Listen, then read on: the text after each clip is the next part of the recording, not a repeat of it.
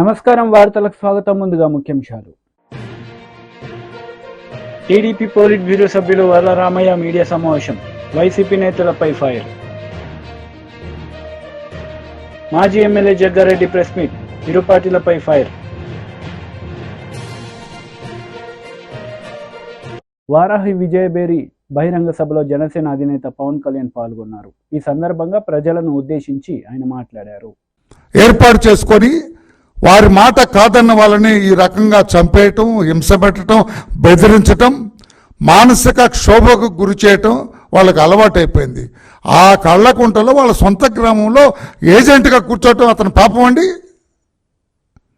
ఒక దళితుడు, ఒక మాదిగ కులానికి చెందినవాడు ధైర్యంగా నా తెలుగుదేశం పార్టీ తరఫున నేను కూర్చుంటానని ఏజెంట్గా కూర్చుంటే చంపేస్తారా?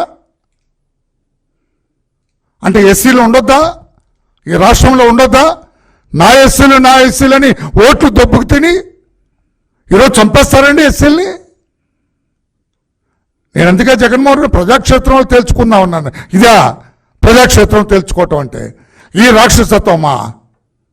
ఎక్కడ వాడు ఇది చంబల్లోయ గ్రామాలకు 100 గ్రామాలు కలిపితే చంబల్లోయలో ఈ కళ్ళకుంట గ్రామం అని చెబితే సిగ్గుపడాలా?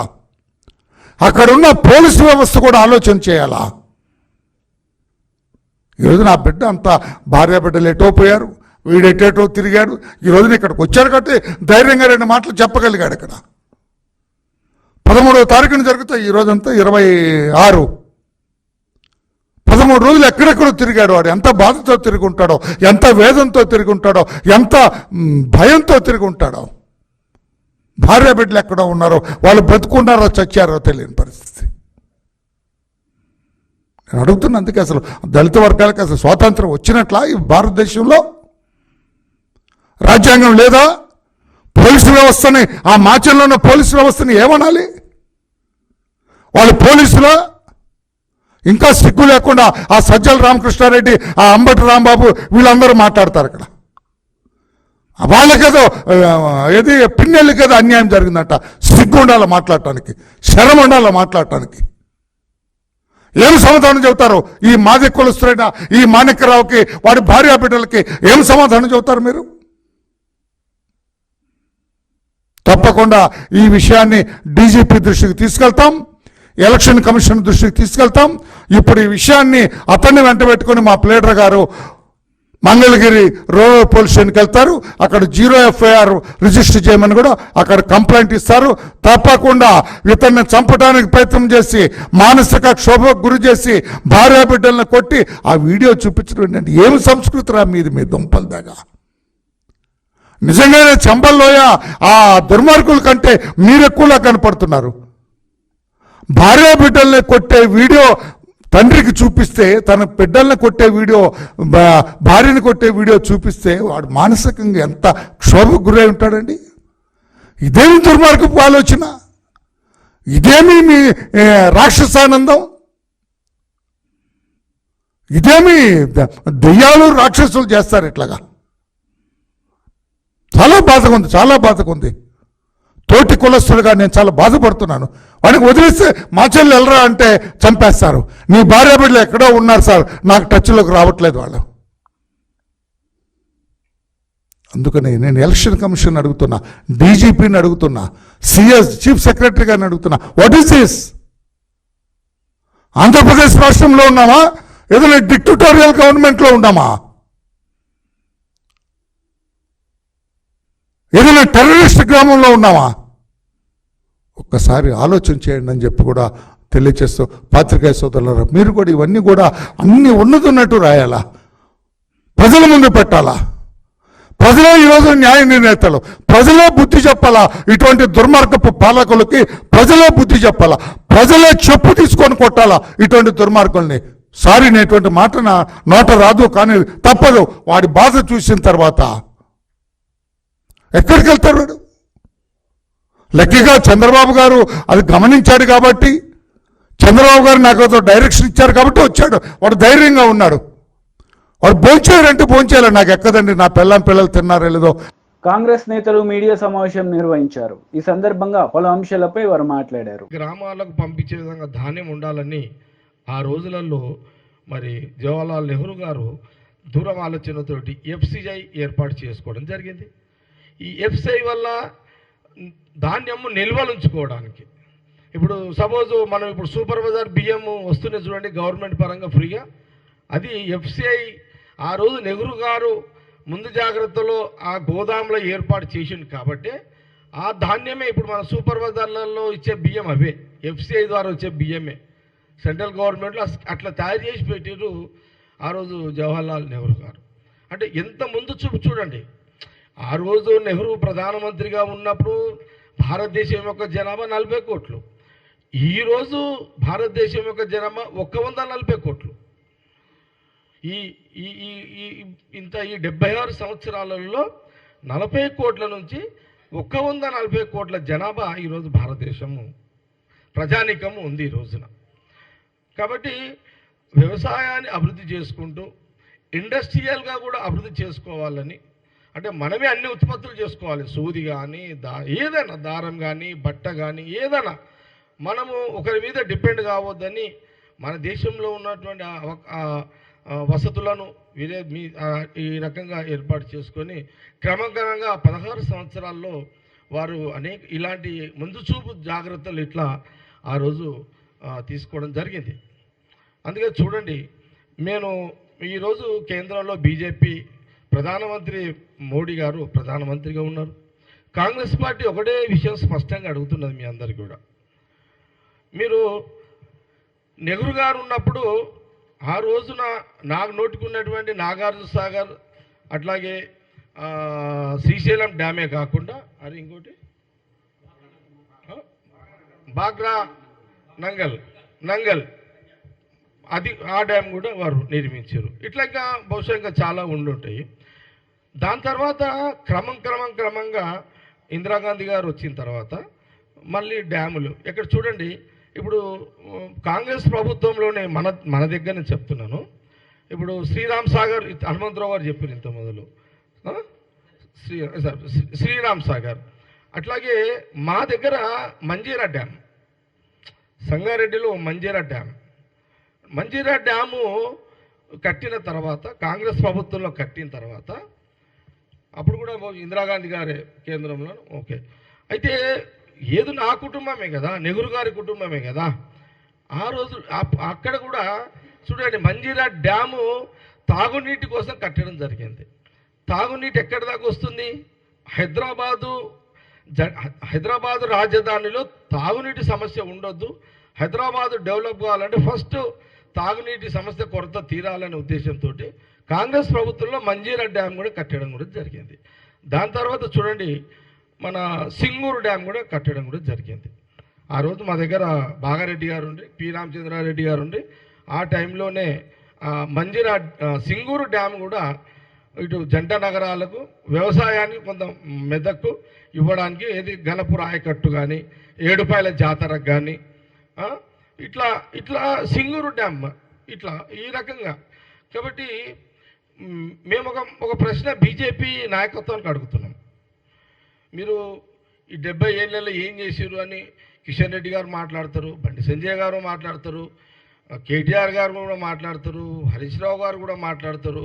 70 ఏళ్ళలో ఏం చేసారు అని అంటే ఈ ప్రాజెక్టులు ఆనాటి నెహ్రూ పండిత్ జవహర్లాల్ నెహ్రూ కాలం నుంచి తీసుకుంటే కంటిన్యూటీగా మరి మనకు ఇందిరాగాంధీ గారు, తర్వాత రాజీవ్ గాంధీ గారు, సోనియా గాంధీ గారు, మన్మోహన్ సింగ్ గారు, ఇదంతా నడుస్తూనే ఉంది సిస్టమ్ అంతా. నేను ఒకటే మాట్లాడుతున్నా, ఆ రోజు మంజీరా డ్యాము సింగూరు నీళ్ళు వీళ్ళు తాగిన వాళ్ళే కదా. కిషన్ రెడ్డి గారు కూడా మంజీరా డ్యాము సింగూరు నీళ్ళు తాగిండ్రు. మళ్ళా కేసీఆర్ గారు కూడా సింగూరు మంజీరా డ్యామ్ నీళ్ళు తాగిండు, కేటీఆర్ కూడా తాగిండు, హరీష్ రావు గారు కూడా సింగూరు మంజీరా డ్యామ్ నీళ్లు తాగారు. ఈ 2 డ్యాములు ఎవరి పరిపాలన వచ్చినాయి? కాంగ్రెస్ ప్రభుత్వం పరిపాలన వచ్చినాయి.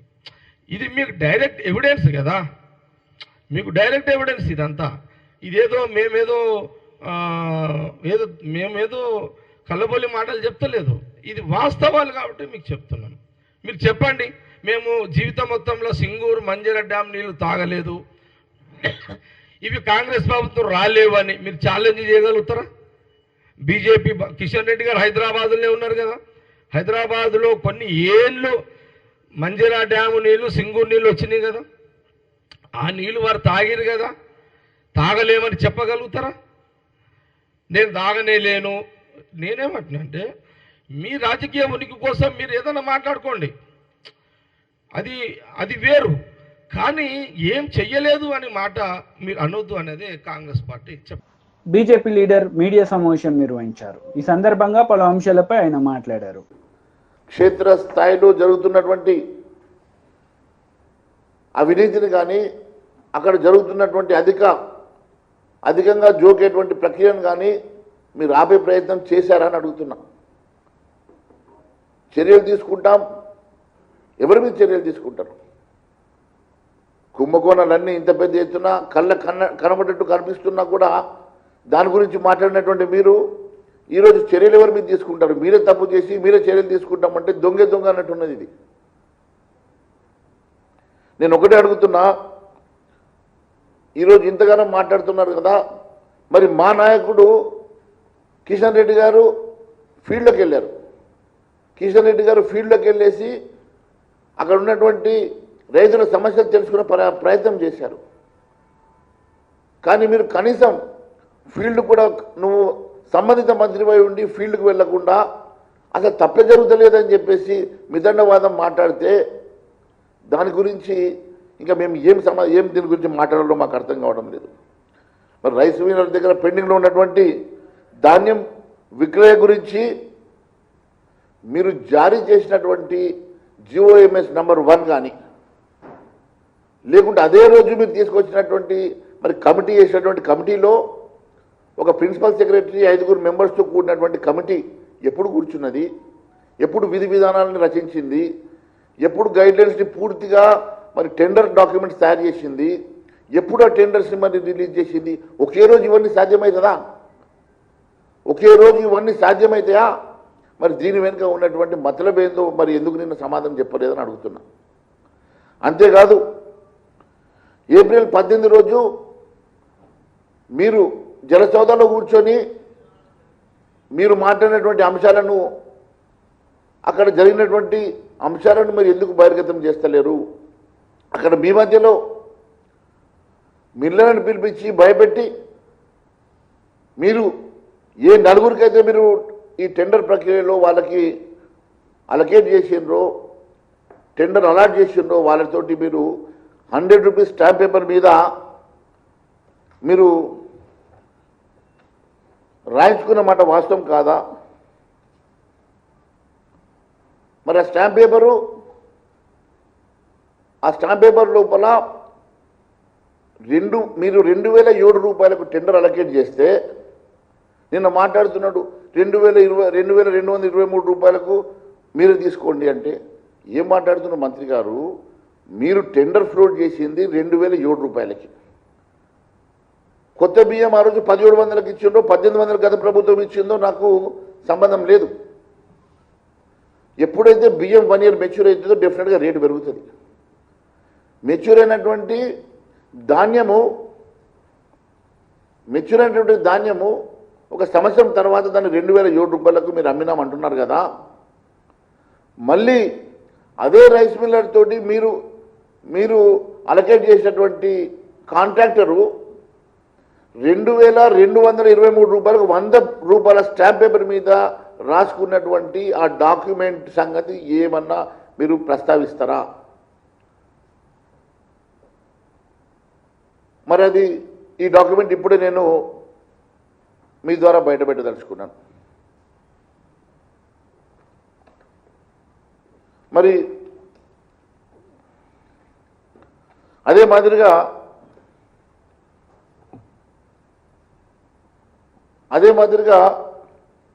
18 ఏప్రిల్ రోజు రైస్ మిల్లర్ను మీరు భయపెట్టి 100 రూపాయల స్టాంప్ పేపర్ మీద మీరు రాసిచ్చినటువంటి డాక్యుమెంట్ని ఇప్పుడు నేను మీ ద్వారా బయటపెట్టబోతున్నా.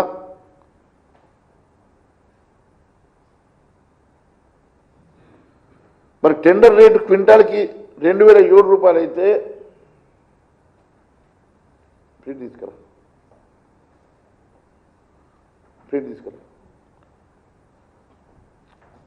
2007 రూపాయలు అయితే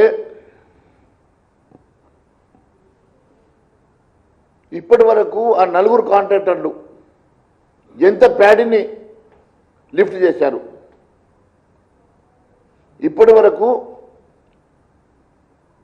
కనీసం 2% కూడా ప్యాడీ లిఫ్ట్ చేయలే. 90 రోజుల సమయం ఇస్తే మీరు బీఆర్ఎస్ లీడర్ మీడియా సమావేశం నిర్వహించారు. ఈ సందర్భంగా పలు అంశాలపై ఆయన మాట్లాడారు. మంది కల్తీ జైరీలా షరాబ్ తాగి చనిపోయిన తర్వాత ఈ సోమ్ డిస్టిలరీ అనే సంస్థను, వాళ్ళ ట్యాంకులను అక్కడ మధ్యప్రదేశ్ ప్రభుత్వం సీజ్ చేయడం జరిగింది, అధికారులు సీజ్ చేయడం జరిగింది. అలాంటి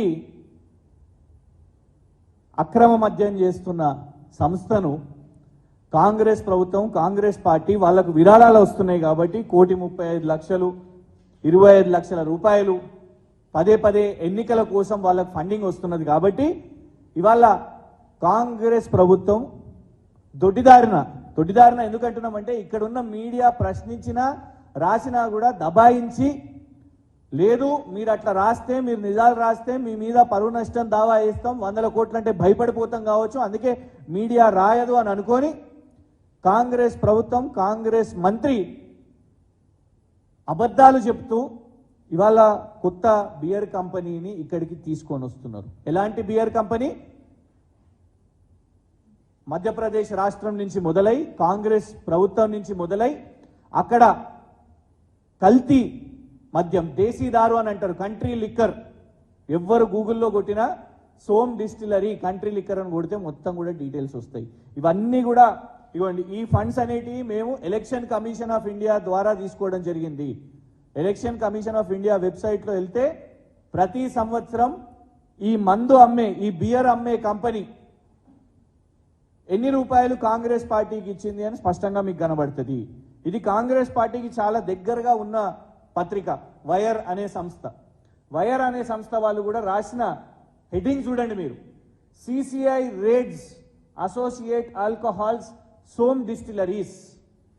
సోమ్ డిస్టిలరీ మీద రేడ్ జరిగింది. ఎందుకు అంటే the investigation is looking at price fixing of so called country liquor or low price locally made alcohol. Country liquor అంటే ఏంది? అది మళ్ళా తెలంగాణ రాష్ట్రంలో ఇవాళ కాంగ్రెస్ ప్రభుత్వం తీసుకురావాలనే ప్రయత్నం చేస్తున్నది. మళ్ళా గుడుంబాలు, ఇట్లాంటి బియర్ కంపెనీలు, వీటిని మొదలుపెట్టే కుట్రలో భాగంగా ఇవాళ కాంగ్రెస్ ప్రభుత్వం ఇందుకే ఇవాళ ఎందుకు మీకు ముడుపులు వస్తున్నాయి, బ్రూ ట్యాక్స్ అంటే ఏంటిది అని చాలా మంది అనుకుంటున్నారు కదా. ఇగోండి ఇవే బ్రూ ట్యాక్స్. వాళ్ళు పైసలు సంపాదించడానికి ఆత్రంలా 4-5 నెలలే అయ్యి ప్రభుత్వము ఇలాంటి పాలసీలు తీసుకొని వచ్చి మధ్యప్రదేశ్లో కల్తీ మద్యం చేస్తున్న కంపెనీలు ఎవరు చేపట్టయితే అక్కడ సావులు కూడా అయినాయో, వాళ్ళ మీద రేడ్స్ అయినాయో, అరెస్ట్లు అయినాయో, కేసులు ఉన్నాయో, అట్లాంటి వాళ్ళను దిగ్విజయ్ సింగ్ గారు ఇక్కడ ఉన్న ఇన్ఛార్జు, వారికి సంబంధాలు ఉన్న కంపెనీ, కాంగ్రెస్ పార్టీకి సంబంధం ఉన్న కంపెనీ నిధులు ఇస్తున్నది కాబట్టి అట్లాంటి కంపెనీని ఇవాళ తెలంగాణ ప్రభుత్వం ఇక్కడ తీసుకొని వస్తున్నది. దీని మీద మళ్ళా కేసేస్తారా? టీడీపీ లీడర్ మీడియా సమావేశం నిర్వహించారు. ఈ సందర్భంగా పలు అంశాలపై ఆయన మాట్లాడారు. నిర్లక్ష్యంగా వ్యవహరిస్తా ఉన్నారు. మరొకసారి మేల్కొల్పి ఆ పింఛన్దారులకి ఇంటి దగ్గరే పెన్షన్ వెళ్ళాలి, పంపించండి, పంపించమని గట్టిగా ప్రశ్నించండి, కళ్ళు తెరవమని చెప్పండి. చీఫ్ సెక్రటరీకి ఎన్నికలు అయిపోయాయి, జగన్మోహన్ రెడ్డి పని అయిపోయింది, ఇంకా మీరు స్వామిభక్తి కట్టిపెట్టండి. నెలాఖరు కల్లా ప్రతి సచివాలయంకి ఏ సచివాలయ పరిధిలో ఎన్ని పింఛన్లు ఉన్నాయి, ఎంతమంది సిబ్బంది అవసరం అవుతారు, ఎంతమందిని ఈ కార్యక్రమానికి పంపించాలనేది ఇంతవరకు కలెక్టర్లతో చీఫ్ సెక్రటరీ మాట్లాడా? వీడియో కాన్ఫరెన్స్ పెట్టాడా? లేకపోతే సబ్ సిఇఓ బాధ్యత తీసుకున్నాడా? మురళీధర్ రెడ్డి కూడా సిబిఐ ఈడీ కేసుల్లో జగన్మోహన్ రెడ్డితో పాటు ముద్దాయిగా ఉన్నాడు, నిందితుడిగా ఉన్నాడు. కాబట్టి ఆయన కూడా స్వామిభక్తి ప్రకటిస్తా ఎంత దుర్మార్గం చేయాలో అంత దుర్మార్గం చేశాడు. మళ్ళొకసారి అధికార యంత్రాంగాన్ని చెప్తున్నాం, ఇవన్నీ సమీక్షించబడతాయి. ఇవాళ అమాయకులైన ఎవరైతే పింఛన్దారులు ఆ ఎండవేడికి బలయ్యారో ఆ మరణాలకి బాధ్యత వహించాల్సిన అధికారులు కూడా ఉన్నారు. వాటినన్నింటినీ కూడా సమీక్షిస్తాం. ఎవరైతే తప్పు చేశారో వాళ్ళ మీద కూడా చర్యలు ఉంటాయి. మళ్ళీ చెప్తా ఉన్నాం, ఈ నెలలో కూడా ఇమ్మీడియట్గా వీడియో కాన్ఫరెన్స్ తీసుకుంటారో, కలెక్టర్లతో మాట్లాడతారో, కలెక్టర్లకు ఆదేశాలు ఇస్తారో. చాలా క్లియర్గా చీఫ్ ఎలక్షన్ కమిషన్ దగ్గర నుంచి ఆదేశాలు వచ్చాయి, సిఇఓ దగ్గర నుంచి ఆదేశాలు వచ్చాయి.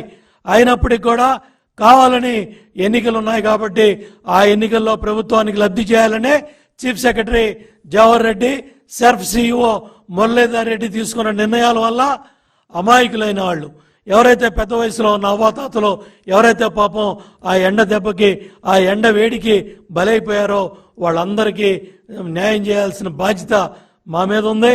తప్పకుండా ఈ తప్పు చేసిన అధికారులు కూడా మూల్యం చెల్లించుకుంటారు. అందుకనే మళ్ళీ చెప్తా ఉన్నా, చీఫ్ సెక్రటరీ జవహర్ రెడ్డికి ఇమ్మీడియట్గా కలెక్టర్ల కాన్ఫరెన్స్ తీసుకొని ఏదైతే వాళ్ళ 13,000 కోట్లు ఏప్రిల్ 1 పెన్షన్ ఇవ్వాల్సింది, మార్చి చివరి వారంలో దగ్గర 13,000 కోట్లు జగన్మోహన్ రెడ్డి ప్రభుత్వం వాళ్ళ తాబేదారులకి, వాళ్ళ పార్టీ ఎవరైతే ఏజెన్సీలు ఉన్నాయో వాళ్ళందరికి కూడా పింఛన్దారుల డబ్బులు 1వ తారీఖు, 2వ తారీఖు, 3వ తారీఖు కూడా రాని సచివాలయాలు ఉన్నాయి ఏప్రిల్ నెలలో. ఆ 13,000 కోట్లని ఆ ఏజెన్సీలకు డబ్బు కట్టడం వల్ల మళ్ళీ డబ్బు జమ అయ్యి 1వ తారీఖు, 2వ తారీఖు, 3వ తారీఖు కానీ సచివాలయాలకి ఏప్రిల్ నెలలో 70,000. మళ్ళీ మే 1 తారీఖు వచ్చేపాటికి కూడా ఏప్రిల్ చివరిలో మళ్ళీ ఒక 3,000 కోట్లు కాంట్రాక్టర్లకి, ఏజెన్సీలకి డబ్బులు ఇవ్వటం వల్ల మళ్ళీ మే 1వ తారీఖును కూడా ఇబ్బంది పడింది మనం చూసాం. మళ్ళీ జూన్ 1 వస్తూ ఉంది. ఇంతవరకు మీరు ఎంత డబ్బు ఉంది, ఇవాళ ఖజానాలో డబ్బు ఉందా లేదా, 1,000 కోట్లు అప్పులు తీసుకొస్తా ఉన్నారు.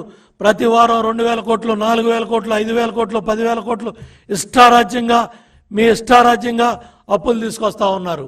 మొన్న కూడా ఆరోగ్యశ్రీ సంబంధించిన ఎవరైతే నెట్వర్క్ హాస్పిటల్స్ అన్నీ కూడా రోడ్డెక్కి మరి వాళ్ళందరూ కూడా మాకు డబ్బులు. వార్తలు ముగించే ముందు ముఖ్యాంశాలు మరోసారి. టీడీపీ పోలిట్ బ్యూరో సభ్యులు వరరామయ్య మీడియా సమావేశం, వైసీపీ నేతలపై ఫైర్. మాజీ ఎమ్మెల్యే జగ్గారెడ్డి ప్రెస్ మీట్, ఇరు పార్టీలపై ఫైర్.